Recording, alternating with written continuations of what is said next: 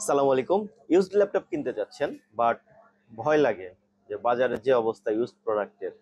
তো used laptop কেনার জন্য যে বেসিক চেকগুলো মোটামুটি সবাই করে থাকে, তার ভেতরে অন্যতম হচ্ছে ব্যাটারি হেলথটা ভালো কেমন আছে। তো আপনি চাইলে নিজেই আপনার যে ল্যাপটপটা কিনবেন সেই ল্যাপটপটার ব্যাটারি রিপোর্টটা জেনারেট করে নিজে নিজে চেক করতে পারবেন। তো আসেন দেখে নেই কিভাবে আপনি আপনার ব্যাটারি রিপোর্টটা জেনারেট করবেন বা চেক করবেন। আপনাকে যেতে হবে, এরপরে সিএমডি কমান্ড প্রম্পটটা ওপেন হলে এখান থেকে আপনাকে টাইপ করতে হবে পাওয়ার, POW ইয়ার CFG battery report, BATTERYREPORT battery report.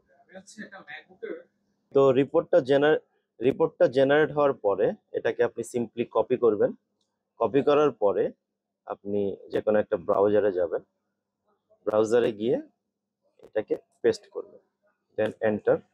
আপনার রিপোর্টটা জেনারেট হয়ে গেছে। হ্যাঁ, তো দেখা যাচ্ছে যে এই ব্যাট এই ল্যাপটপে যে ব্যাটারিটা আছে সেটার হচ্ছে আপনার ডিজাইন ক্যাপাসিটি, মানে এটা নতুন অবস্থায় ক্যাপাসিটি ছিল 60,000, আর এখন যেটা আছে current capacity, full charge capacity, এটা আছে 53,000।